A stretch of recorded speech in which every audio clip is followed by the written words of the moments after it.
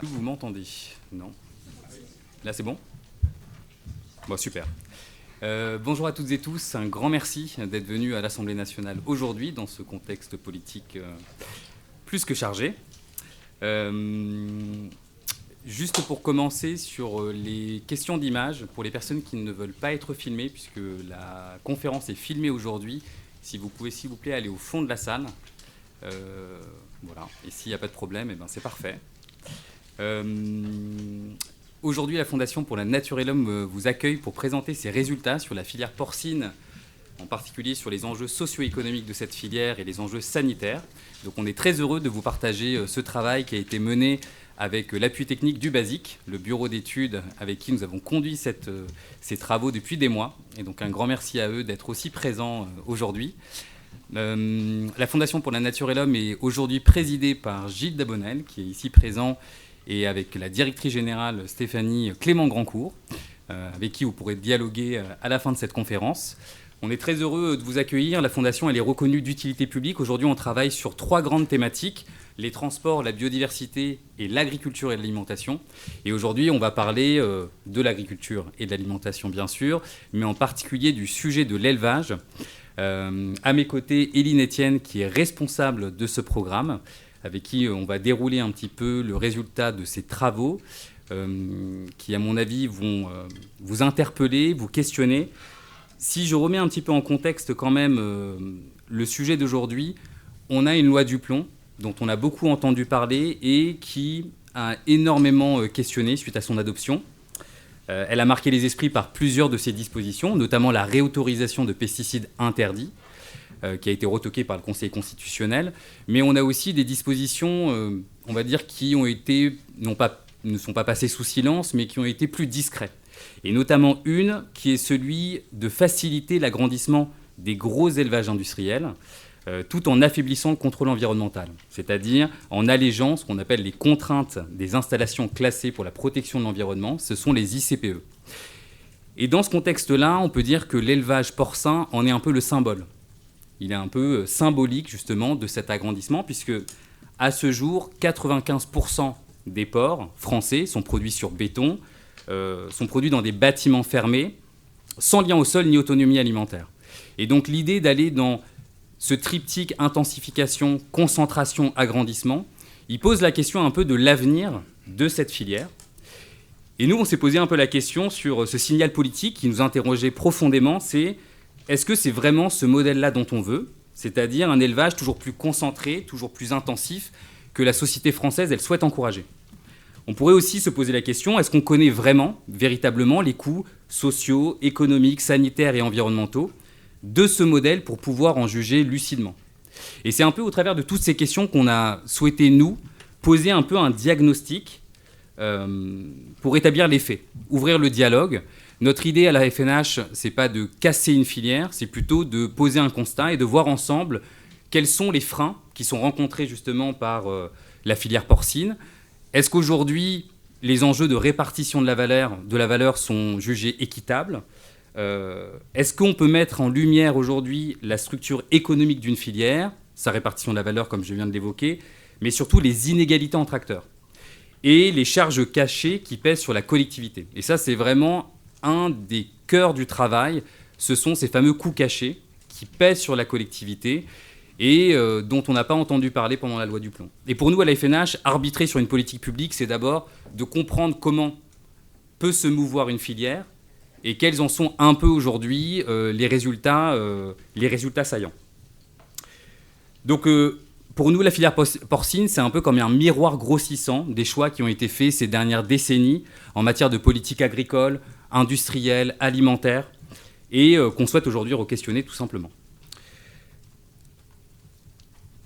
Si j'avais une dernière question avant de vous présenter un petit peu le déroulé, un des éléments qui nous a énormément questionné à nouveau, c'est la transformation d'une filière. Comment est-ce qu'on peut faire, à partir du moment où on juge que cette filière est en difficulté, comment est-ce qu'on peut faire pour qu'elle devienne un atout pour les éleveurs, pour la santé publique, pour les territoires, plutôt qu'un fardeau collectif? Alors oui, le mot est fort, mais il est d'autant plus fort parce que lorsqu'on a regardé qui paie derrière ce modèle et combien, on s'est rendu compte que le consommateur était un peu la variable d'ajustement, puisqu'aujourd'hui, le consommateur, lorsqu'il achète du jambon, il va payer 3 fois. Il va payer au supermarché, il va payer via ses impôts, via des exonérations sociales et fiscales qui sont injectées dans, on va dire, chez les acteurs de l'aval. Et puis, il va aussi payer via la sécurité sociale pour pallier tout l'argent qui est destiné à soigner les maladies liées à la surconsommation de charcuterie. Et donc, une fois qu'on a dit tout ça, et qu'on s'est rendu compte dans nos résultats qu'on arrivait à des milliards d'euros supportés par la société, on veut, nous, aujourd'hui, re-questionner la trajectoire de ce modèle. Et c'est un peu sur ce sujet qu'on parlera avec les grands témoins ici présents. Donc, je vous les présente très succinctement. Le premier est Bastien Roux, de la direction générale de la Fédération française des diabétiques. Il a participé au rapport de l'injuste prix de l'alimentation et aussi sur les enjeux sur la SNANC, cette politique publique concernant le moins et le mieux de viande. Un grand merci à lui d'être venu pour justement apporter son éclairage sur tous les enjeux liés à la santé et à la surconsommation de charcuterie. Deuxième personne, Gaël David, secrétaire fédéral au pôle prospective et stratégie économique à la CFDT. Cette filière, elle nous a aussi questionné sur le volet social, sur les pertes d'emplois qui sont un peu les conséquences de l'intensification de la filière porcine et qui vont s'accentuer dans les années à venir. Et on sera très ravis d'en parler avec Gaël David pour qu'il nous explique un petit peu son point de vue en tant que syndicat. Et Arnaud Clugery, qui est le directeur opérationnel et porte-parole de l'association régionale Eau et Rivières de Bretagne, spécialiste des affaires agricoles et des perturbations du cycle de l'azote. Il suit les programmes de lutte contre les algues vertes depuis plus de 30 ans. Un grand merci à lui pour sa participation. Et enfin, qui est, et enfin, l'IFIP qui est...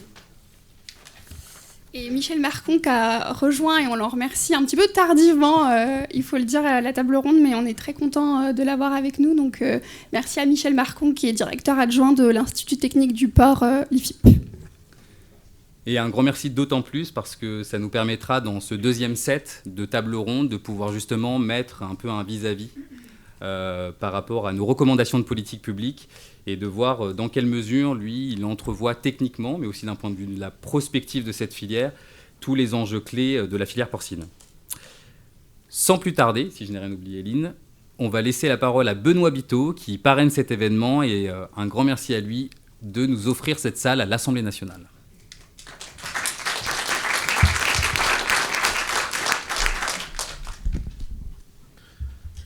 Merci à vous d'être venus aussi nombreux. Un jour de démission de Premier ministre, c'est toujours impressionnant de voir autant de monde dans une salle où partout à l'Assemblée nationale, tout le monde a déserté son bureau.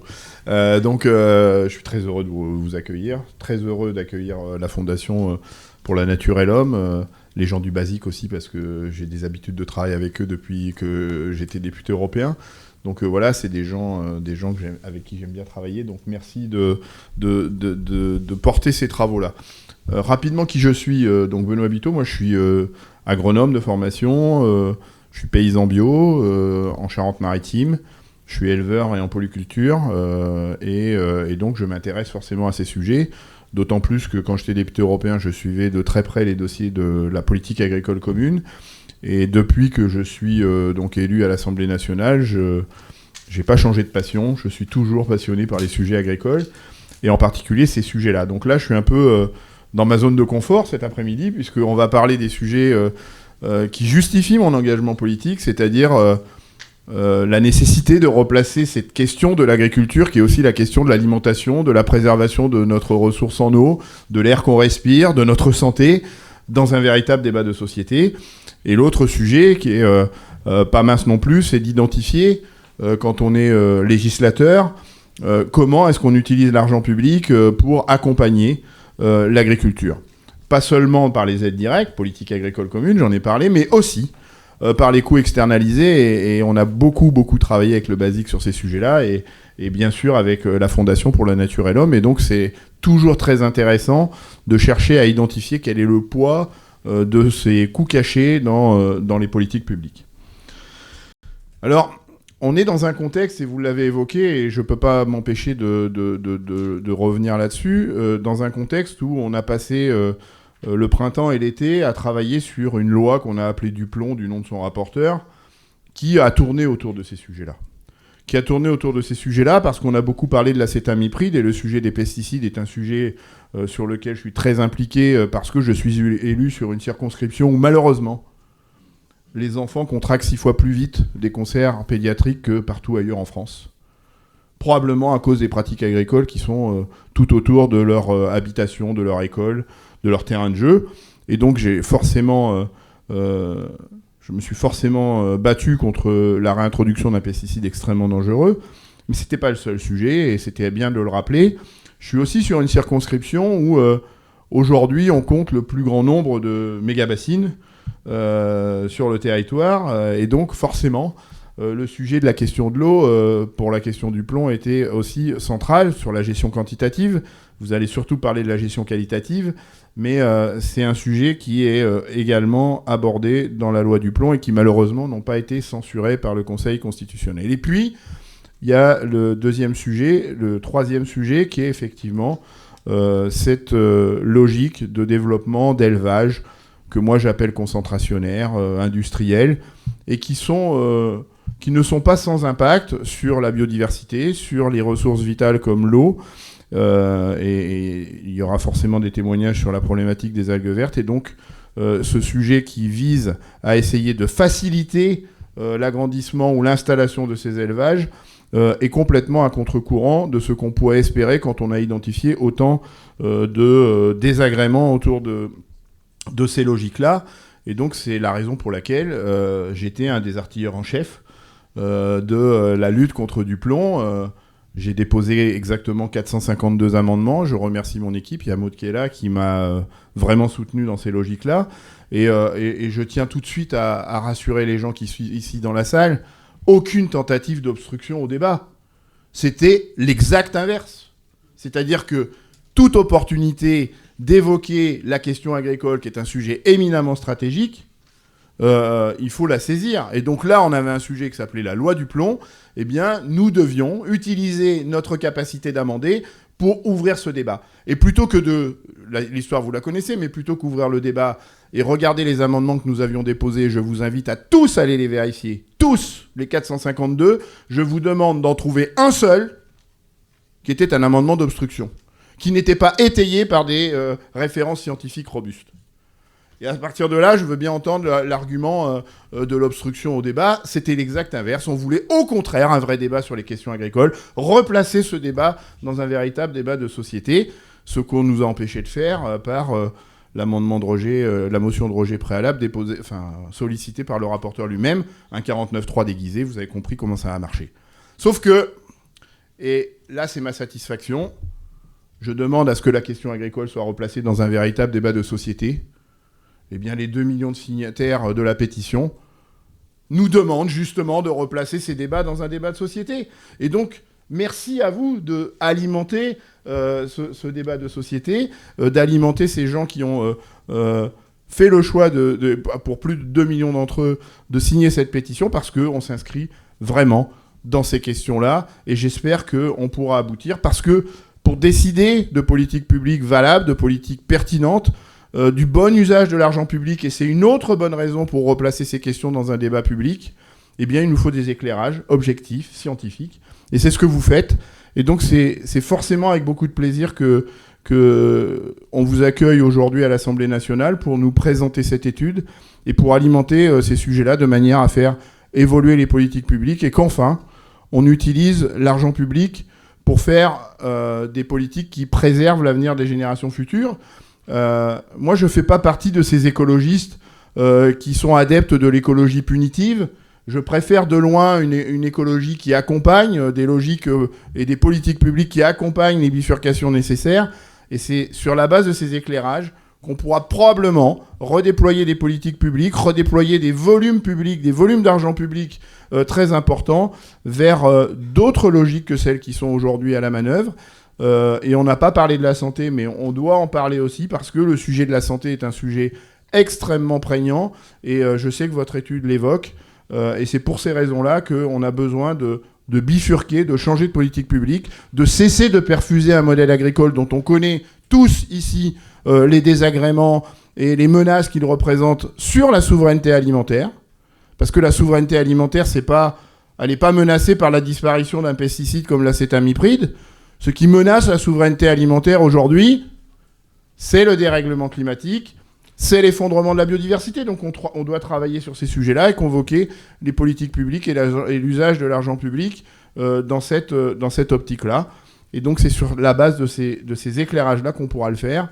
Et donc merci à vous de continuer d'alimenter ces choses-là. Et j'espère que beaucoup de mes collègues élus, qui sont très nombreux dans la salle aujourd'hui, s'approprieront ces travaux pour que le jour où les débats arriveront à l'Assemblée nationale, eh bien, nous pourrons construire les politiques publiques qui vont bien pour accompagner cette bifurcation qu'on ne peut plus différer maintenant. Je vous remercie de votre attention et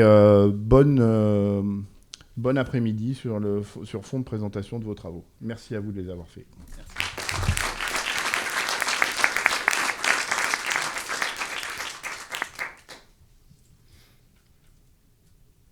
Est-ce qu'on débute directement par l'histoire ? Ouais. Ah oui, ok. Bon, merci beaucoup Benoît Biteau pour cet éclairage et sur la situation politique qu'on est en train de vivre ici. Sur la présentation de nos travaux aujourd'hui, on vous propose ce sommaire, voilà, assez succinct, cet état des lieux dont on parlait, ce diagnostic qui va nous permettre un peu de comprendre ensemble les tenants et aboutissants de la filière porcine, notamment sur les enjeux socio-économiques, sur les enjeux sanitaires également.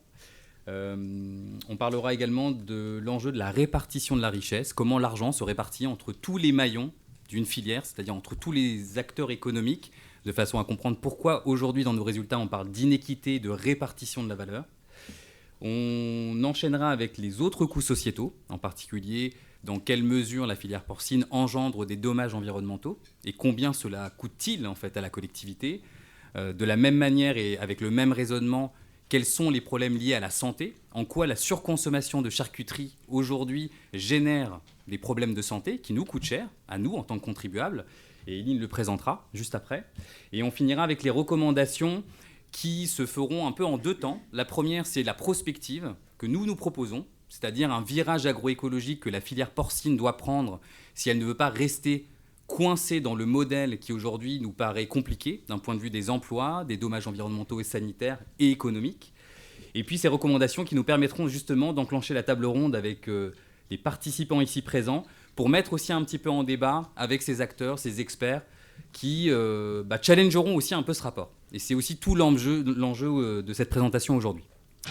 Alors pour commencer, sur ce que vous voyez ici, c'est le avant-après. C'est ce qu'on appelle, nous, un peu la métamorphose d'un élevage paysan. Avant les années 60 et avant les années 60-70 et jusqu'à aujourd'hui.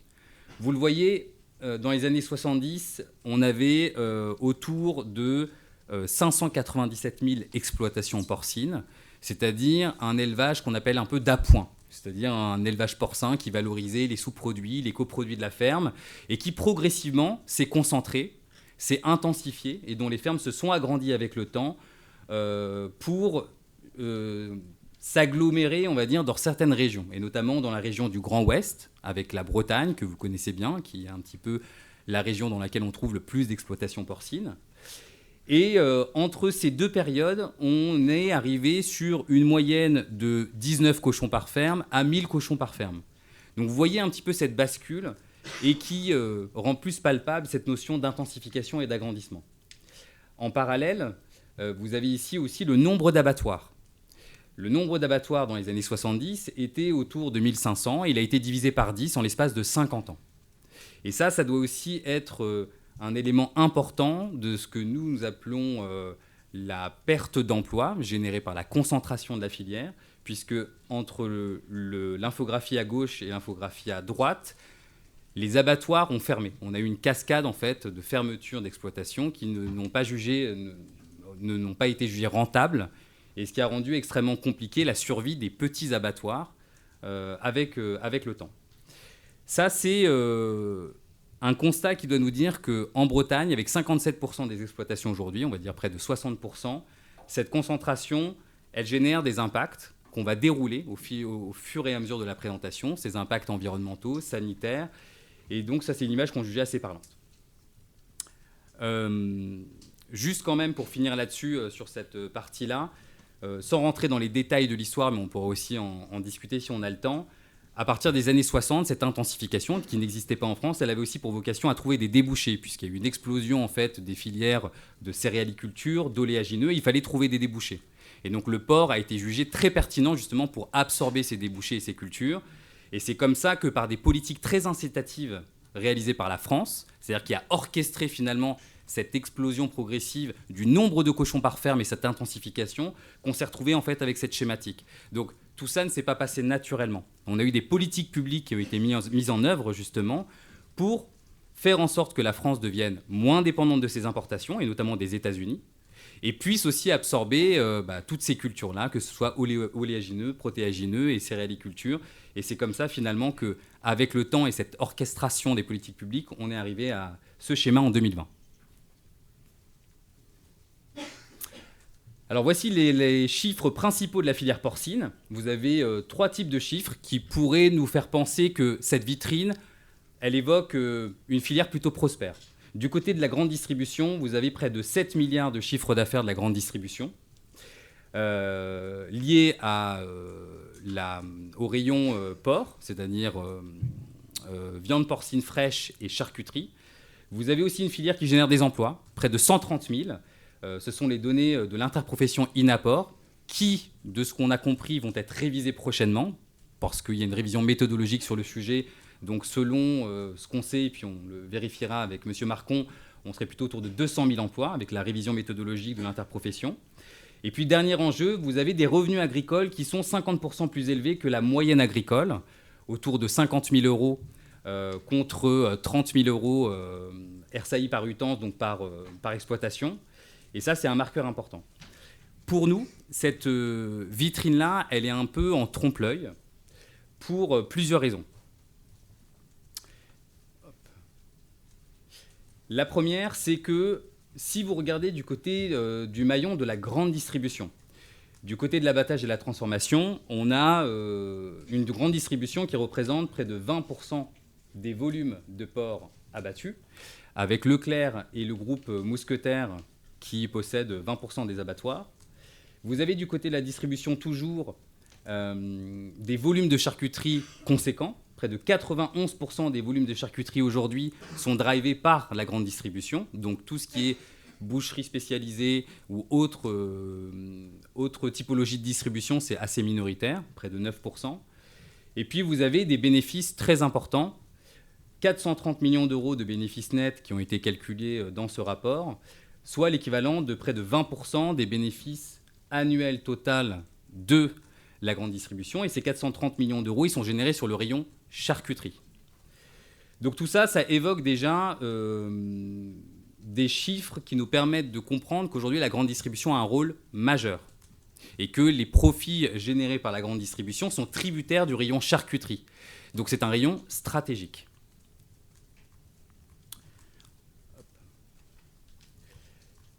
Alors, je vais regarder un peu ici, parce qu'en fait, on a du mal à... voilà, ça sera beaucoup mieux. Sur le volet amont, ce qu'on peut comprendre, c'est que la filière porcine, aujourd'hui, c'est l'une des filières les plus inégalitaires. C'est-à-dire que malgré le fait que le revenu moyen soit 50% supérieur aux autres filières agricoles, on se retrouve avec une filière inégalitaire, puisque entre le premier et le dernier décile, en moyenne, sur près de 13 ans, on a un écart de 136 000 euros par exploitation. C'est-à-dire que les exploitations les plus aisées ont un niveau de revenu supérieur à 210 000 euros.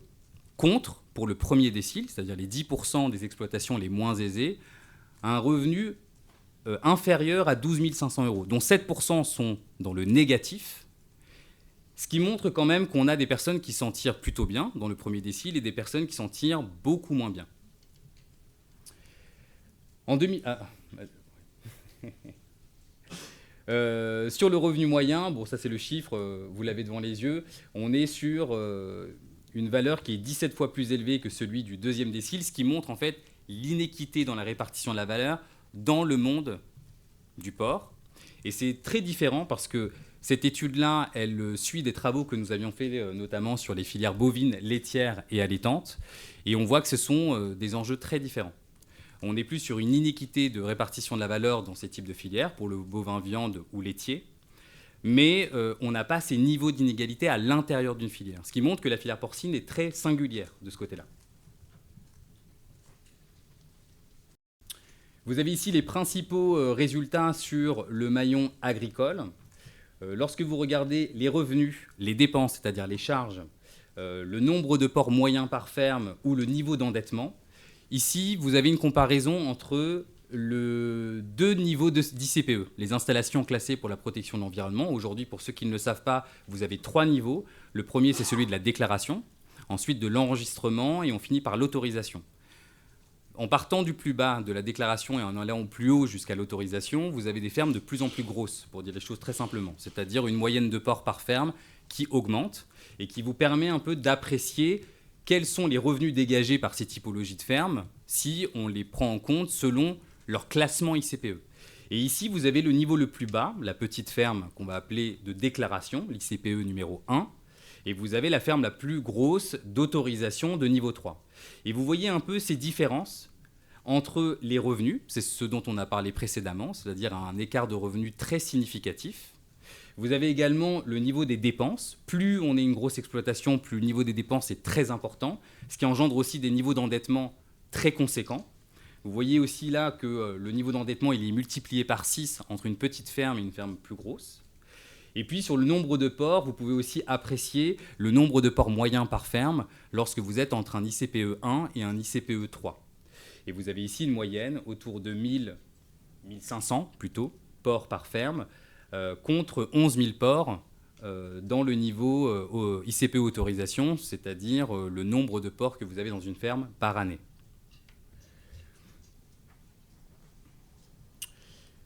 Si là on a abordé donc la grande distribution, les bénéfices nets qui ont été générés par ce maillon-là, on a évoqué le maillon agricole, le maillon amont, dans lequel l'inéquité est très importante entre le premier décile et le dernier décile, et vous avez un maillon intermédiaire qu'on n'a pas encore évoqué, c'est l'agroalimentaire.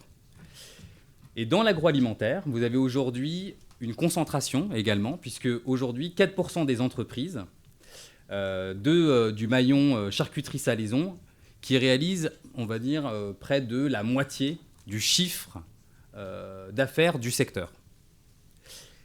Et ça nous pose donc la question à la fin sur ce niveau de concentration à chaque maillon, entre les fermes les plus importantes, entre une industrie agroalimentaire très concentrée qui génère le plus de chiffre d'affaires, et une grande distribution qui, elle aussi, concentre la valeur, qui nous laisse présupposer un petit peu de l'orientation de la filière porcine depuis ces dernières années, et qui va nous interroger sur la poursuite un petit peu de ces résultats pour les prochaines années sur le volet socio-économique.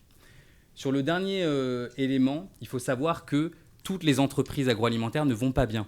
Et c'est ça un petit peu qu'il faut comprendre aujourd'hui, c'est que les petites et moyennes entreprises aujourd'hui sont prises en étau entre l'amont agricole et l'aval, ce qui est aussi singulier dans cette filière porcine, puisqu'on a des PME qui ne survivent pas depuis de nombreuses années et qui ferment boutique. On est aujourd'hui arrivé pour la première fois en 2023, je crois que c'est la première fois, si je ne dis pas de bêtises, depuis 10 ans, sur la dernière décennie, on est arrivé à un revenu négatif sur le revenu courant moyen de ce maillon-là, moins 1,7% en 2023, et ce qui montre que tout le monde n'est pas logé à la même enseigne. Et donc que ces PME aujourd'hui, qui sont pressurisées, si on continue dans ce modèle-là intensif, vont continuer en fait à fermer la porte. Le dernier élément qui nous a interrogés dans ce maillon, en tout cas dans cette dynamique socio-économique, ce sont les aides publiques qui sont injectées dans le secteur amont et aval. Vous avez aujourd'hui, selon nos estimations et d'après les comptes publics qui ont été mis à disposition, près de 820 millions d'euros d'aides publiques qui sont perçues par la filière en 2021. Plus de 400 millions d'euros de subventions directes qui sont injectés dans le monde agricole, c'est-à-dire aux agriculteurs. Et puis, vous avez une répartition, on va dire, des 400 millions d'euros restants qui se divise entre les exonérations de cotisations sociales et les exonérations fiscales qui sont aujourd'hui perçues par l'industrie agroalimentaire et en partie par la grande distribution. La question qui se pose ici, et on en reviendra dans nos recommandations, c'est que cet argent public, il est aujourd'hui destiné à pérenniser le modèle dont on parle depuis le début de cette présentation, c'est-à-dire un modèle qui s'intensifie et dont les fermes s'agrandissent. Et la question que nous, on pose à la FNH, c'est doit-on continuer dans cette direction-là? Et est-ce que cette aide publique, il est justement fléché? Est-ce qu'aujourd'hui, il n'y a pas des questions à se poser sur un fléchage autre, une conditionnalité autre qui nous permettrait justement de valoriser un modèle qui nous paraît peut-être plus pérenne, plus juste, et c'est ce qui sera présenté après. Concernant les performances sociales qu'on a évoquées sur le nombre d'emplois, depuis près de 20 ans, on a aujourd'hui presque 78% des fermes qui ont disparu. On a, comme on le montrait depuis le départ, plus de 1000 abattoirs qui ont disparu. Et on est dans ce processus d'intensification dont on montrera juste après les coûts sociétaux, mais surtout les dommages engendrés sur le volet santé publique, mais aussi sur le volet environnemental. Et ce que vous avez là, c'est le pourcentage de pertes en CDI en près de 40 ans, alors que dans le même temps, on a une production de charcuterie qui n'est pas loin d'avoir doublé sur cette période-là. On a aussi des équivalents temps plein qui, aujourd'hui, ont disparu entre 2000 et 2020. Et puis, le nombre de fermes, comme j'évoquais, on a pris le chiffre sur 10 ans, mais sur 20 ans, on est sur moins 78%. Sur 10 ans, on est sur moins 40%. Donc, ça doit nous re-questionner aussi sur le sujet du renouvellement des générations. Et lorsqu'on entend de nombreuses filières, de nombreux syndicats qui nous disent « de toute façon, on va installer plus de paysans, on va avoir plus d'emplois, on va faire en sorte justement de réduire les dommages causés sur l'environnement », nous, en fait, par ce rapport-là, on touche du doigt un sujet sur lequel on a un peu buté en se disant « ces dernières décennies, on a perdu tant d'emplois, tant d'agriculteurs, et la direction qui va être prise pour les prochaines années va exactement se poursuivre dans la même direction. Si on continue sur un statu quo, ou si on continue dans la lancée du plomb, c'est-à-dire dans un scénario productiviste et qu'on présentera à la fin de ce rapport, puisqu'on présentera différents scénarios qui permettront à chacun d'entre nous de comprendre quelles sont les directions possibles en fonction d'un statu quo, on ne fait rien, ou d'un scénario productiviste, ou d'un scénario plutôt agroécologique, qui, sans grande surprise, est celui que nous avons choisi à la Fondation pour la Nature et l'Homme.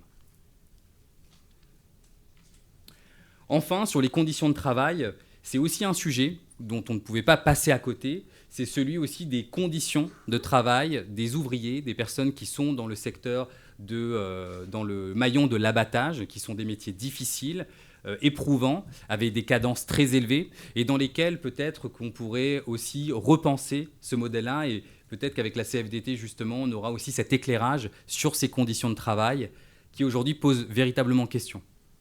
Et d'autant plus dans la direction que l'on prend aujourd'hui. Voilà, je pense qu'on est bon. Et je laisse la parole à Éline Etienne sur les autres coûts sociétaux, et en particulier sur le volet santé publique et environnement. Merci beaucoup. Donc on a vu que c'était une filière qui était très industrialisée et très inégalitaire. C'est aussi une filière qui nous semble vulnérable. On a l'impression d'un colosse au pied d'argile, une filière très vulnérable parce qu'elle est très dépendante des marchés mondiaux. Par exemple, 2/3 des charges dans une exploitation porcine, ça va être des charges liées à l'alimentation animale, aux céréales. Et donc, selon les fluctuations des marchés et donc des prix de ces céréales, on a des performances économiques qui vont être très variables d'année en année. Et c'est donc pour ça que sur les chiffres qu'a présenté Thomas, à la fois on avait des chiffres sur 2023, l'année plus récente, et à la fois des chiffres consolidés sur 14 ans, parce qu'on a aussi besoin de réfléchir en moyenne sur une filière dont les performances sont très différentes d'année en année. On a vu par exemple en 2022, c'était l'année de la guerre en Ukraine, des plans massifs de sauvetage de l'élevage porcin. Avant la guerre en Ukraine, déjà, on a eu 270 millions d'euros qui ont été injectés sur la filière à cause des marchés mondiaux qui mettaient en difficulté la filière. Et puis, suite au déclenchement de la guerre en Ukraine, le prix des intrants a explosé. Et donc, il y a eu des plans appelés plans de résilience pour soutenir les élevages porcins. Et plus ces élevages étaient dépendants de l'alimentation animale, et plus ils recevaient d'aide publique, ce qui nous questionne à la Fondation, et ça fera partie de nos recommandations. Et donc, on totalise 54 000 € environ d'aide de crise par exploitation rien qu'en 2022, ce qui inquiète dans une période politique, géopolitique, climatique qui va devenir de plus en plus instable. Une autre source de vulnérabilité, c'est la question des épizooties. C'est une crainte importante de la filière. Il y a la peste porcine africaine qui circule depuis plusieurs années. En Chine, c'est 40% du cheptel qui a été décimé par la peste porcine. Dans certains pays d'Europe de l'Est également, on a eu des pertes du cheptel d'un quart à un cinquième. Et donc, on n'a pas encore de foyer en France et on espère que ça va continuer, évidemment. Mais s'il y avait un foyer qui se déclarait, les élevages étant très concentrés et très denses, c'est une menace importante pour nos capacités de production. Et enfin, la dernière vulnérabilité, Thomas a commencé à en parler, c'est la question du renouvellement des générations. On est sur des fermes industrialisées qui coûtent cher. On a en moyenne 500 000 € d'actifs immobilisés par exploitation. C'est une moyenne. Donc évidemment, on a vu les ICPE soumises à autorisation, c'était 1,2 million de dettes. Qui peut reprendre aujourd'hui des exploitations qui ont des actifs immobilisés aussi élevés? La réponse, c'est à part des personnes bien insérées dans le monde agricole, personne ne peut reprendre ces fermes. Et donc en termes de renouvellement des générations, c'est une filière pour qui ça va être très très compliqué, ce qui fait déjà que la production a tendance à baisser ces dernières années. Donc ça, c'est sur la question des vulnérabilités. L'autre question qui a beaucoup occupé nos esprits, c'est la question de la santé publique. On a des coûts sociétaux qui sont énormes sur les dépenses de santé publique. Donc on a affiché à l'écran une infographie sur les dépenses sur différents types de pathologies. Au total, on a 1,9 milliard € de dépenses publiques liées à la prise en charge sanitaire des citoyens en raison de la surconsommation de charcuterie. On a 63% des Français qui dépassent aujourd'hui leurs recommandations sanitaires. Les recommandations sanitaires, c'est 150 grammes de charcuterie maximum par semaine. C'est 3 tranches de jambon par semaine. Je ne suis pas sûre que beaucoup de personnes soient au courant, et donc évidemment, beaucoup la dépassent, ce qui ensuite crée les pathologies qui sont affichées et les dépenses de prise en charge de ces pathologies associées, avec le diabète en premier lieu, 1,3 milliard pour prendre en charge le diabète lié à la charcuterie porcine, et puis ensuite d'autres pathologies comme le cancer, la cardiopathie, l'insuffisance rénale chronique, maladies artérielles et accidents vasculo-cérébral. Et c'est pour ça qu'on a invité la Fédération française des diabétiques à témoigner, et qu'on a aussi la Ligue contre le cancer dans la salle, et je les remercie d'être venus. Sur ces coûts sociétaux liés à la santé publique, ils sont dus au fait que la charcuterie, c'est une viande transformée et salée, ce qui est déjà en termes de santé un facteur de risque, et aussi en plus la présence de nitrites dans 75% de la charcuterie présente en rayon de supermarché. Les nitrites, il faut savoir qu'il y en a différentes sortes. Le plus courant aujourd'hui, c'est les nitrites de sodium qui sont autorisés depuis les années 60 en France, qui sont autorisés en dépit des alertes scientifiques qui existaient déjà à l'époque. Et puis malheureusement, déjà à l'époque, ce n'était pas toujours la santé publique qui gagnait les arbitrages. Et donc, on a autorisé ce type de nitrite-là pour des raisons économiques. Et c'est un produit un petit peu magique qui permet d'avoir une viande plus rose et plus lisse, même si on a des conditions d'élevage qui ne permettraient pas d'avoir ce type de viande en rayon sans nitrite. C'est aussi un ingrédient qui a des propriétés antibactériennes, donc ça permet d'avoir des normes d'hygiène un petit peu moins restrictives. Et puis surtout, c'est un produit qui va permettre de conserver très longtemps les aliments, à la fois dans les rayons grande distribution et à la fois dans les frigos. Et donc, ça permet aussi de faire des économies en frais de personnel pour mettre la charcuterie, notamment le jambon, en rayon. Et donc, le résultat de ces 60 ans d'utilisation de nitrites, c'est qu'aujourd'hui, on a des volumes du coup produits, transformés et consommés qui sont colossaux, notamment grâce à cet ingrédient magique, mais malheureusement avec les coûts de santé publique qu'on a vus. Et puis aussi, ça permet de générer les bénéfices de la grande distribution, dont on rappelle qui sont l'équivalent pour le rayon charcuterie porcine d'1/5 des bénéfices totaux, rayons alimentaires et non alimentaires compris. Ensuite, évidemment, on va parler un petit peu d'environnement. On a essayé sur cette infographie de présenter les différents impacts environnementaux qui étaient liés à la filière, en sachant que le problème d'un point de vue environnemental de la filière, c'est vraiment la concentration et la densité des animaux. La filière a fait des efforts sur, par exemple, la consommation de soja qui a beaucoup baissé, va faire des efforts sur les antibiotiques, les pesticides. Mais le problème aujourd'hui, et c'est la Cour des comptes elle-même qui l'a conclu, c'est avoir autant d'animaux concentrés sur un territoire spécifique, en l'occurrence le Grand Ouest. Ça ne peut que engendrer les pollutions qu'on observe, que ce soit les émissions d'ammoniac, qui sont précurseurs de particules fines et donc qui vont créer des maladies respiratoires ensuite, ou la question de l'excès d'azote qui va ensuite être à l'origine des algues vertes, dont on a beaucoup parlé cet été, comme chaque été malheureusement, mais aussi poser des problèmes en termes de potabilité de l'eau. Et il faut savoir qu'aujourd'hui, la France est mise en demeure par la Commission européenne pour non-respect de la directive nitrate et pour mise en danger de la vie d'autrui, parce qu'on est obligé de fermer régulièrement des points de captage d'eau à cause du dépassement sur ces captages d'eau des taux de nitrate. Et donc ça, c'est directement lié au surplus d'azote et donc au surplus d'effluents d'élevage et donc à la concentration de l'élevage sur certains territoires. Quand on calcule la prise en charge de ces coûts, au total, on est à 133 millions d'euros de prise en charge des coûts environnementaux liés à la filière porcine. Tous les coûts qu'on vous présente, on les a vraiment proratisés pour avoir la part qui est liée à la filière spécifiquement.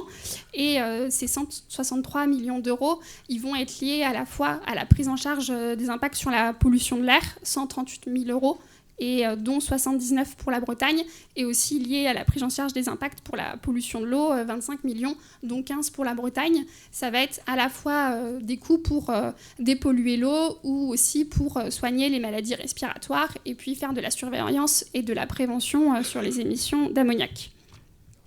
Ensuite, en termes de coûts sociétaux, alors on n'a pas de montant lié à la question du bien-être animal, mais c'était quand même important d'en parler parce que c'est une filière où les conditions d'élevage sont extrêmement intensives. On a en moyenne 0,7 m² par porc adulte, ce qui signifie simplement que plusieurs cochons ne peuvent pas s'allonger en même temps pour se reposer. Et puis, on a aussi 95% des truies qui vont être en cage pendant leur gestation ou pendant ensuite la mise bas. Là aussi, la filière s'est engagée à développer ce qu'on appelle des cages maternité-liberté, c'est-à-dire d'avoir la moitié des truies d'ici 2035 qui pourront avoir une gestation hors cage. Mais en attendant, on est sur ces conditions d'élevage-là qui sont extrêmement industrielles et incompatibles avec les besoins fondamentaux des animaux, que ce soit fouiner dans la paille ou dans la terre, ce qui n'est pas le cas en majorité, ou encore pouvoir se déplacer ou exercer son instinct maternel. Pour finir, on a voulu faire une infographie qui résume les différents coûts, en sachant qu'on a vraiment été extrêmement conservateur sur les différents coûts. On n'a pris que les dépenses qui étaient effectuées, dont on voyait des traces dans les comptes publics. On n'a pas pris en compte tous les impacts indirects ou les effets sur la croissance ou que sais-je. On est vraiment sur des dépenses effectuées. Et puis à chaque fois, on a regardé vraiment spécifiquement, par exemple sur la santé, simplement l'aspect charcuterie, pas viande de fraîche porc. Donc voilà, successivement dans tous nos choix méthodologiques, on a été extrêmement prudents. Il n'en demeure pas moins qu'on a un triple passage en caisse des consommateurs et des citoyens, à la fois avec les achats, presque 7 milliards d'euros en grande distribution, mais aussi via les impôts, avec les plus de 800 millions d'euros d'aide publique pour soutenir la filière, ou les impacts associés à la filière, presque 2 milliards d'euros d'impact quand on additionne les impacts liés à la santé ou à l'environnement. Ce constat, il est donc sévère, mais pour nous, c'est aussi le signe qu'il y a de l'argent pour réorienter la filière vers un horizon beaucoup plus durable. Donc, dans les trajectoires qu'on va vous présenter avec Thomas, on a vraiment essayé de se dire OK, on a 7 milliards d'euros des consommateurs qui pourraient être fléchés vers des produits plus durables, et on a presque 3 milliards d'euros de coûts pour le contribuable qui pourraient permettre de soutenir d'autres types d'élevage. Concernant les différents scénarios, juste avant, peut-être pour prendre une petite respiration, parce que ça fait beaucoup de données sur chacun des piliers, santé, environnement, socio-économique. Si vous avez suivi l'ensemble des résultats, nous, notre conclusion, elle est simple. On est en réalité sur donc, une filière qui est très dépendante, très fragile, dépendante aussi parce qu'on importe nos engrais azotés de synthèse de l'étranger, près de 3/4 de notre consommation en France. Et dans ce contexte géopolitique très fragile, c'est vraiment une chose à remettre en question. On importe aussi du soja, des protéines végétales d'Amérique du Sud, ce qui contribue à la déforestation importée. Au-delà de cette dépendance, on a cette concentration extrême d'animaux dans certains territoires, dont Éline a parlé des épizooties.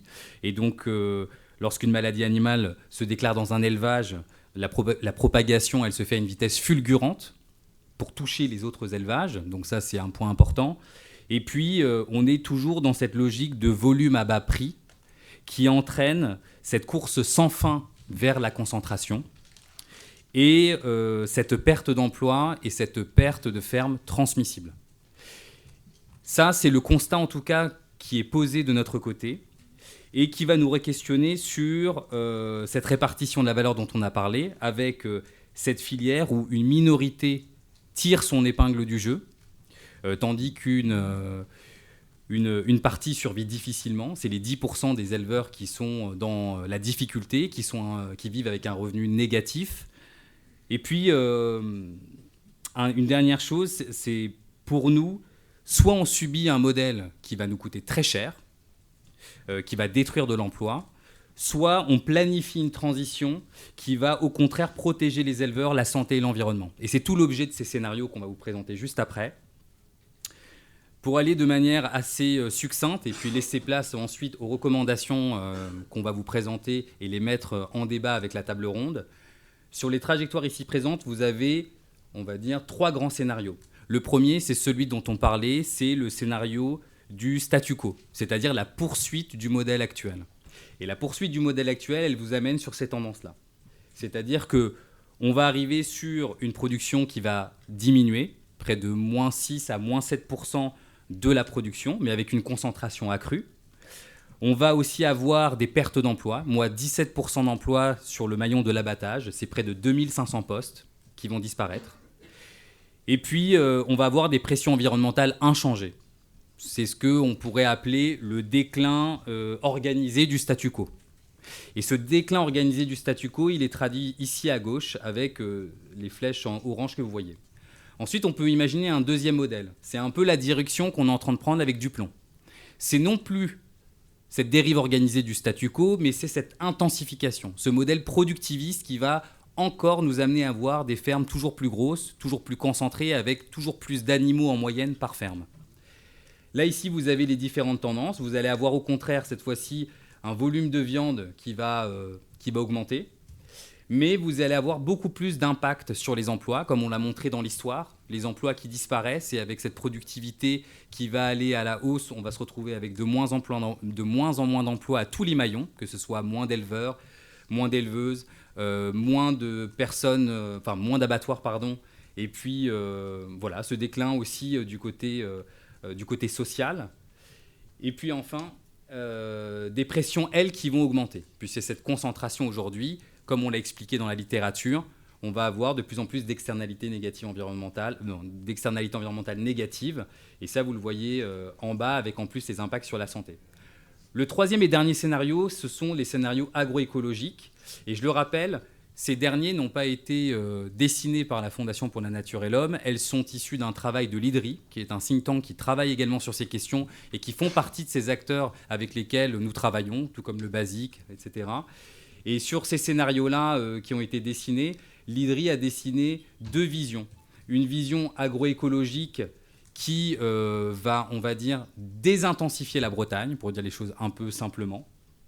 Et puis un autre scénario agroécologique dans lequel on va garder beaucoup d'emplois en Bretagne, mais on va essayer de limiter la casse sociale en développant justement ce virage, enfin en prenant ce virage agroécologique. Et vous avez ici un petit peu les résultats de ce qui pourrait se passer. Évidemment, moins d'empreintes environnementales et moins d'empreintes sur la santé, puisqu'on est sur un modèle extensif qui va se désintensifier, et avec en parallèle, bien sûr, une consommation moindre qui va permettre d'avoir moins de problèmes sur ces enjeux de santé publique et aussi moins de pollution environnementale à gérer et qui vont être moins supportés par la collectivité. Par contre, on va avoir, selon ces deux scénarios, des incidences plus ou moins importantes sur l'emploi. Il faut savoir que nous, aujourd'hui, on n'a pas tranché sur le scénario 1 ou 2 agroécologique. Pour nous, on est plutôt sur cet entre-deux, c'est-à-dire ne pas non plus aller sur une casse de l'emploi en Bretagne en disant on va tout désintensifier du jour au lendemain. Ça ne va pas se passer comme ça. Il va évidemment falloir désintensifier le Grand Ouest, mais progressivement. Et en imaginant aussi des créations d'emplois dans d'autres régions françaises pour justement ne plus avoir cette concentration dans cette région en particulier.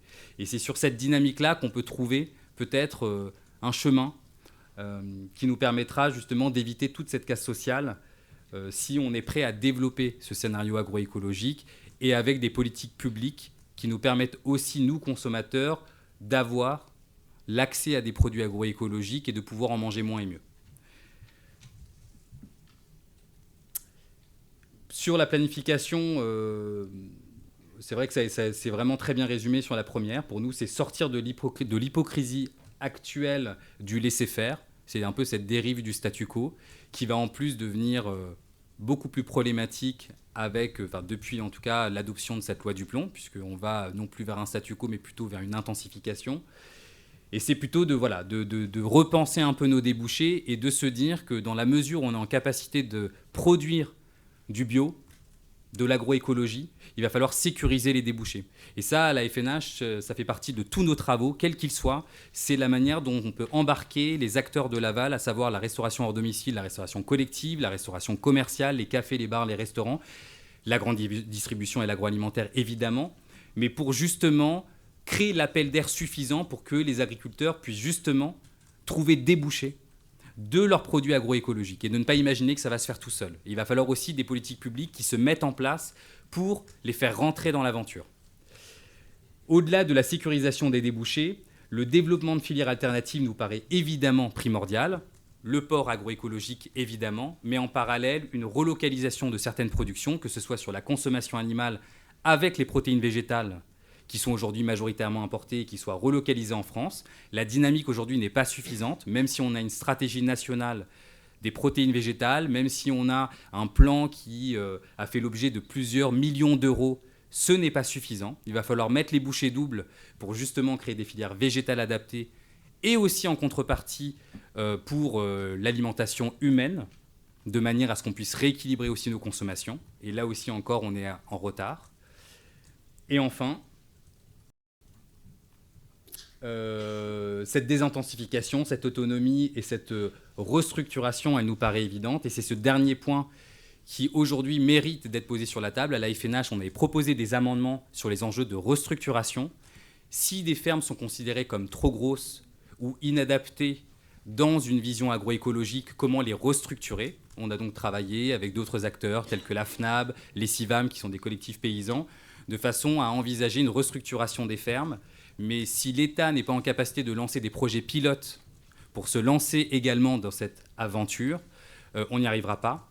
Et nous, ces amendements aujourd'hui n'ont pas réussi en fait à percer en tout cas le débat législatif, mais on continue, nous en tout cas, à pousser ces mesures. Je te laisse là-dessus ou Et donc, on a essayé d'imaginer à la FNH une planification à 2040 de la transition. On a décidé de se laisser le temps, puisque On a une filière, comme on l'a répété à de multiples reprises, qui est industrialisée et donc verrouillée, et pour laquelle c'est plus dur d'avoir une transition systémique que pour d'autres filières animales.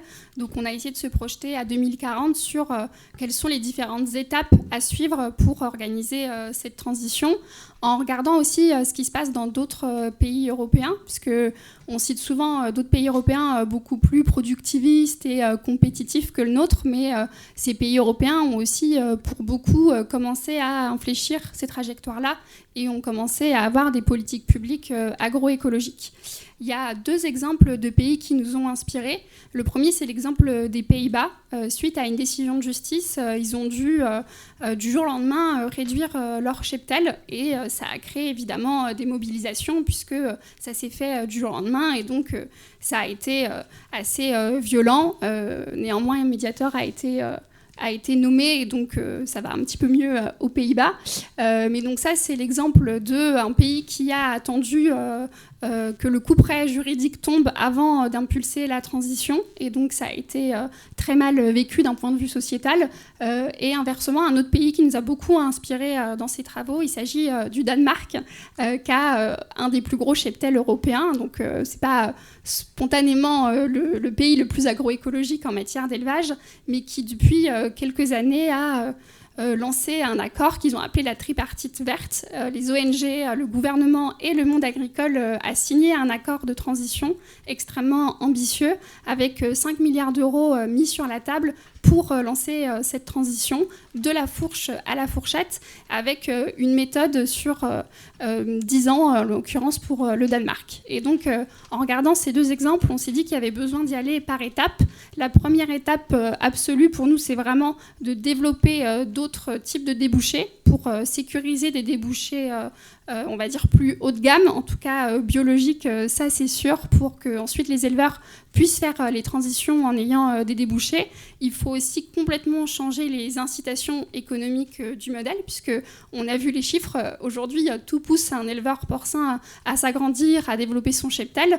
Il aura un meilleur revenu. Donc, évidemment, c'est un choix qui est très rationnel. Et donc, nous, on considère qu'il faut changer ces incitations économiques, que ce soit les aides publiques ou que ce soit la manière, par exemple, dont la grande distribution va avoir des politiques de marge différentes selon les types de produits.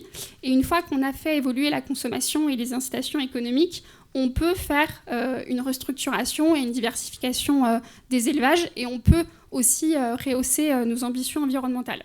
Donc de manière très concrète, en proposition concrète, il y a donc l'évolution de la consommation. Il faut réduire de moitié la consommation de viande porcine. C'est un consensus dans les scénarios de transition agroécologique, et c'est aussi une nécessité en termes de santé publique. On l'a vu précédemment. Il faut donc développer d'autres types de débouchés.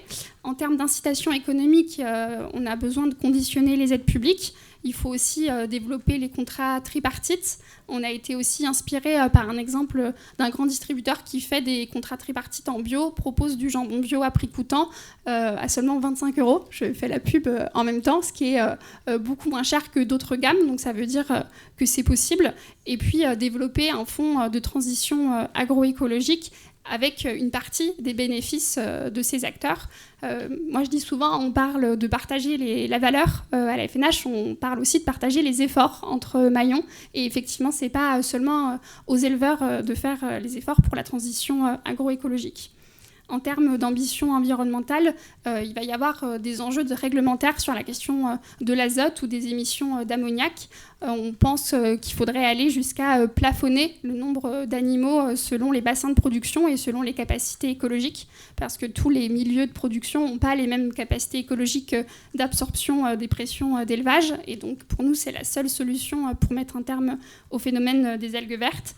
Et puis ensuite, côté exploitation, ça veut dire rapidement avoir un plan de désendettement des éleveurs qui sont aujourd'hui dans des courses à l'investissement, et donc mettre sur pause ces investissements-là, les conditionner à des critères agroécologiques et pouvoir restructurer ces fermes aux Pays-Bas ou au Danemark, il y a même, sur la base du volontariat, des programmes de rachat de fermes par la puissance publique. Donc, est-ce que c'est aussi ce qu'il faudrait faire en France ? Ça peut être un objet de débat dans la table ronde qui va suivre.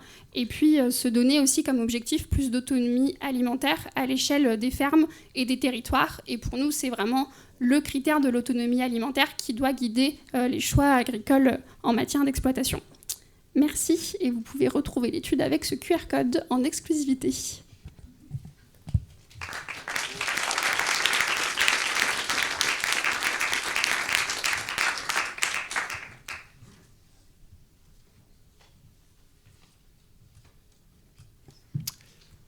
On va prendre une salle de questions-réponses. On va se limiter à 10 minutes à peu près. Si on dépasse, on pourra aussi en reposer juste après la table ronde parce que voilà, on a certains intervenants qui ont des contraintes à 16h, donc on aimerait laisser place aussi au débat. Voilà. Hop, on commence par qui veut. Hop.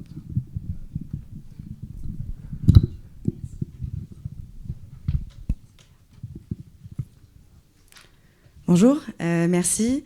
Laurine Azoulay, coprésidente du collectif Nourrir. Déjà, merci pour la présentation et cette super étude. Alors moi, j'ai 2 remarques et une question. Première remarque sur la vulnérabilité. Vous avez beaucoup parlé des vulnérabilités aux importations de feed, d'intrants. Vous n'avez pas parlé de la vulnérabilité aux exportations. C'est quand même une filière qui a une partie dédiée à l'export. Et donc notamment à l'export vers des grandes puissances comme la Chine, et qui rend aussi la filière dépendante des politiques d'approvisionnement étrangères. Je pense que c'est un point que vous pouvez compléter pour la suite, et ça veut aussi dire que sur les questions de diminution de la consommation en France, ça pourrait être compensé par des exports plus importants. Donc important, je pense, d'avoir cette dimension-là. La deuxième remarque, c'était sur les scénarios que vous avez présentés à la fin, les scénarios prospectifs. Vous avez présenté les impacts en termes de volume produit, mais vous n'avez pas présenté les impacts sur le revenu agricole. Et pour le coup, ça pourrait être très différent, en fait. On pourrait avoir plus de volume produit et un revenu agricole moins important. Donc pareil, je pense que ça pourrait être intéressant de réintroduire cette dimension-là, qui est quand même le cœur de la problématique et de la grogne dans le monde agricole sur ces dernières années. Et enfin, ma dernière question, c'était sur le calcul des coûts sociétaux, et en particulier le calcul des coûts sanitaires, par exemple par rapport au diabète. Comment est-ce que vous avez réussi à resserrer le coût du diabète spécifiquement lié à la consommation de charcuterie, hors autre partie du régime alimentaire ? Merci. On va prendre plusieurs questions si ça vous va, et on essaie de faire une réponse groupée. On prend trois personnes. Si c'est, ouais. Et là, il y avait une personne ici, une personne là. Bonjour, Rémi Barbet, journaliste agriculture pour La Croix. 2 questions. Dans les scénarios que vous énoncez à la fin, les 4 scénarios, selon qu'ils soient productivistes ou agroécologiques, il y a plein de variables très intéressantes et l'étude est très riche de manière générale. En revanche, il n'y a pas la question du prix pour le consommateur. Et quel impact de manière prospective, vous pouvez évaluer là-dessus. Et ma deuxième question est corollaire, du coup, en estimant qu'on réduit de 50% la consommation de viande porcine en France. C'est un objectif qui peut être louable et souhaitable d'un point de vue environnemental, mais on sait bien que les comportements des consommateurs sont différents et ne suivent pas forcément ces tendances. Est-ce que ce n'est pas le meilleur moyen, in fine, d'augmenter nos importations, comme ça a pu être le cas pour la filière poulet, où il y a eu une montée en gamme, et pourtant la consommation de poulet ne cesse de croître, et on importe des poulets polonais qui sont moins disons écologiquement. Voilà. On en prend une autre. Oui, là ici avec une personne. Ouais. Oui, bonjour, je suis Audrey Bétinger, je suis chef de projet en prospective à INRAE. Je rejoins en fait la question qui vient de me précéder sur l'aspect consommation, et peut-être que c'est dans votre rapport, et je suis désolée parce que je ne l'ai pas lu, donc vous avez peut-être déjà la réponse. Cette diminution de la consommation qu'on voit beaucoup dans les scénarios de prospective sur les systèmes d'élevage en général, quelles que soient les filières, pour justement aller vers plus de durabilité. Quels sont les leviers ? Puisque, comme le disait le jeune homme avant moi, on sait que ce n'est pas les tendances, et que même si les consommateurs montrent un intérêt pour diminuer les impacts environnementaux, à augmenter le bien-être animal, à l'arrivée, ils ne diminuent pas leur consommation de viande. Donc, quel levier vous avez identifié? Merci. Allez, on y va. Tu veux commencer par... Oui, Noémie Calais, éleveuse de porc en plein air et en bio dans le Gers. Moi, j'avais une petite question sur la restructuration des fermes et des élevages qui est préconisée à la fin. Donc, en gros, ce serait d'aller vers des systèmes qui correspondent aux 5% restants, qui ne sont pas en élevage intensif comme c'est la majorité aujourd'hui. Et donc, c'est plutôt porc sur paille, porc en courette, porc en plein air, donc vertueux en termes d'emploi, d'impact territorial, etc. Mais le problème, c'est qu'en ce moment même, ces modèles-là, qui sont alternatifs et vertueux, sont extrêmement menacés, notamment par, vous l'avez dit, il y a la peste porcine qui arrive, qui est aux frontières de la France. Et malheureusement, les normes de biosécurité, en ce moment, créent un étau extrêmement fort sur tous ces modèles qui ne sont pas en intensif. Et il y a énormément d'élevages qui arrêtent, qui prennent des retraites anticipées ou qui sont tout simplement menés vers la cessation d'activité. Petit exemple, sur les fermes de moins de 1000 porcs qui sont visées cette année par les audits de l'ANSP, il y a plus de 90% de ces élevages qui sont en non-conformité et qui malheureusement ne pourront pas être aidés ou seront les derniers dans les priorités d'orientation de l'argent public lorsque la peste porcine arrivera sur le territoire. On sait qu'elle va arriver, c'est dans pas très longtemps. Dans les réunions ministérielles, en tout cas, c'est ça qui est dit, qui est émis, et les taux se resserrent énormément. Et de même, il faudra des abattoirs qui soient aptes à accueillir les viandes et les animaux. Et malheureusement, il n'y a que pour le moment 2 abattoirs en France qui sont aptes à accueillir tout ça. Donc malheureusement, j'ai peur que ce soit pour le moment qu'un vœu pieux que d'accompagner les élevages intensifs vers une désintensification si on n'aborde pas aussi ces problématiques de biosécurité. Et une dernière question, est-ce que vous travaillez également sur le volet de l'affichage environnemental? Je crois que le monsieur de l'IFIP, ah oui, il est revenu. J'ai assisté l'an dernier à un colloque sur l'affichage environnemental dans l'industrie du porc et la note environnementale donnée aux produits issus des viandes de porc décroissait lorsqu'on allait vers des pratiques d'élevage plus vertueuses. Donc on avait un score environnemental moindre quand on allait vers du porc sur paille, en courette, et le score le plus catastrophique, c'était le plein air. Donc ça, je pense que c'est aussi un frein si on doit aider les gens à consommer différemment et restructurer les élevages. Voilà, merci. Je te laisse commencer, je complète. Vas-y. On commence avec Laurie. Ouais. Bon, merci pour toutes ces questions, dont certaines sont plus des remarques riches, sur lesquelles on n'a pas grand-chose à ajouter. Peut-être simplement essayer quand même de les prendre une par une sur les vulnérabilités aux exportations. Effectivement, la filière porcine a une partie de ses produits, mais comme toutes les filières animales, qu'on appelle des produits de dégagement, qui ne sont pas valorisés sur le marché français. Ça va être les abats, par exemple. Et donc, la manière de pouvoir quand même avoir des débouchés pour ces produits-là, ça va être l'exportation vers l'Asie et dont la Chine. Et donc ça, c'est à la fois lié au fait qu'on ne valorise pas ces produits en France, ce qui est compliqué puisque ce n'est pas du tout dans nos habitudes de consommation. En tout cas, ça l'est plus de manger des abats de porc, mais c'est aussi lié au volume de production. C'est-à-dire que plus on produit de la viande porcine et plus on va avoir ces produits de dégagement sur les bras pour lesquels on est dépendant du marché chinois. Donc effectivement, il y a un enjeu autour des volumes de production et des dépendances que ça donne pour les exports sur la Chine. Et c'est aussi ça qui fait qu'on a des normes de biosécurité très importantes. Pour rejoindre la remarque de Noémie Calais, c'est parce que la Chine est très regardante, parce qu'elle a perdu 40% de son cheptel à cause de la peste porcine africaine, parce qu'elle est très regardante, on a peur de ne plus pouvoir envoyer ces produits de dégagement. Et donc, on contraint toute la filière porcine, y compris plein air, à respecter des normes de biosécurité drastiques pour les produits qui seront envoyés en Chine. Ensuite, sur comment on a calculé les coûts sociétaux, on a pris une étude qui s'appelle The Global Burden of Disease. C'est l'étude sur, pour le traduire en français, le fardeau lié à certaines pathologies et la morbidité qui est entraînée par ces pathologies.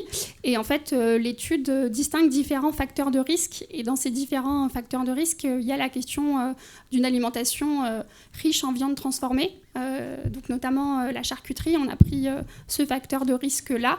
On a proratisé la part qui était de la charcuterie porcine, ce qui est la majorité.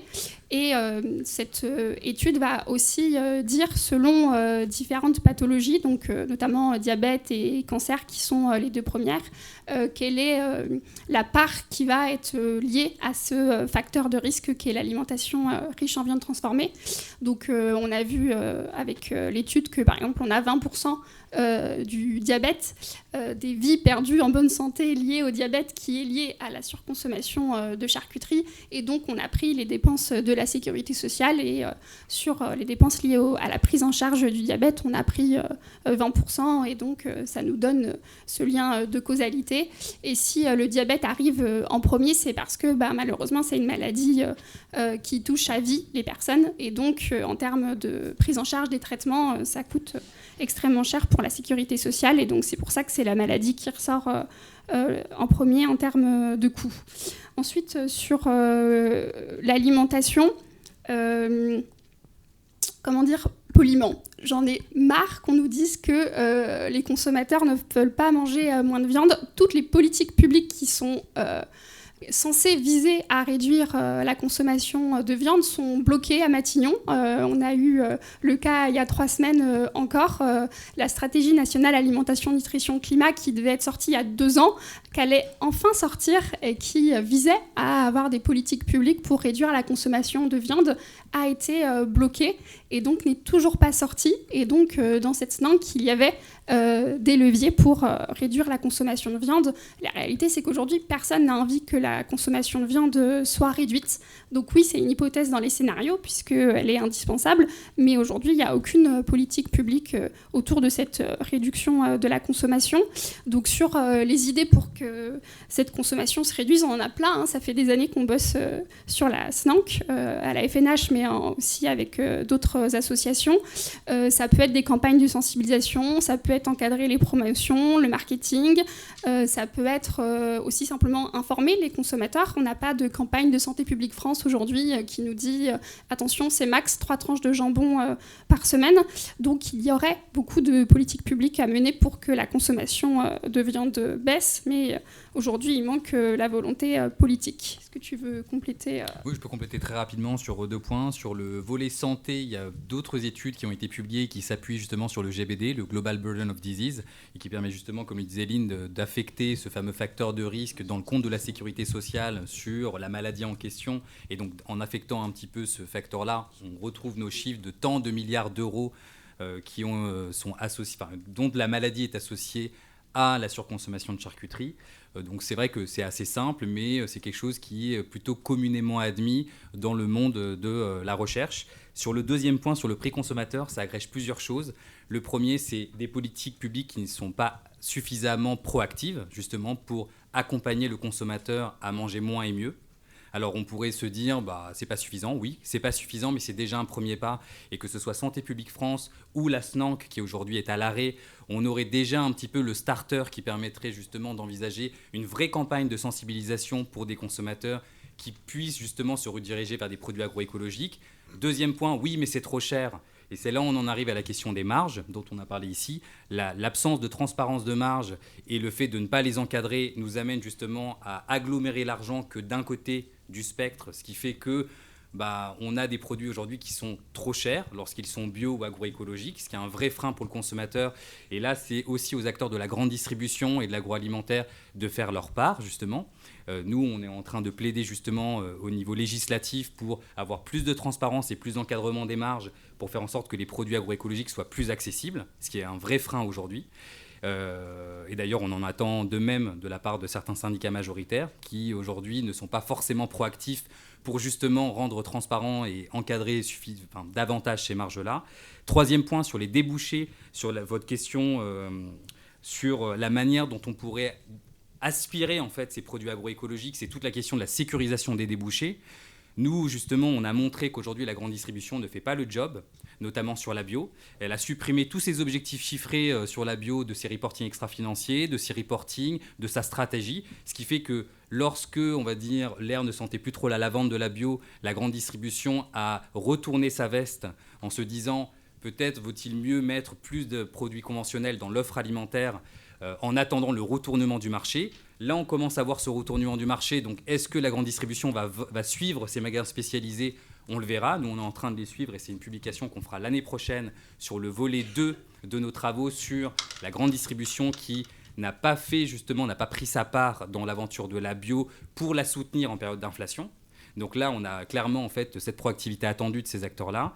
Sur la restauration collective et sur la restauration commerciale, je rappelle que Egalim n'est pas respecté pour la restauration collective. Sur la restauration commerciale, les 1% de bio, c'est du vin. Donc aujourd'hui, la restauration commerciale ne fait pas non plus le job sur la bio, ce qui fait qu'on pourrait l'amener à rentrer davantage de produits agroécologiques et bio dans son offre alimentaire, ce qui permettrait d'aspirer justement ces produits agroécologiques par des politiques publiques dédiées et incitatives. On peut en penser à beaucoup de choses, des crédits d'impôt, la manière justement d'alléger peut-être fiscalement certains commerces pour qui en fait mettre de la bio ça coûte très cher. Donc il y a plein de leviers possibles et ce fameux moins est mieux qui pourrait être aussi, qui fait partie de toute façon de la dynamique pour réviser l'offre alimentaire de tous ces acteurs.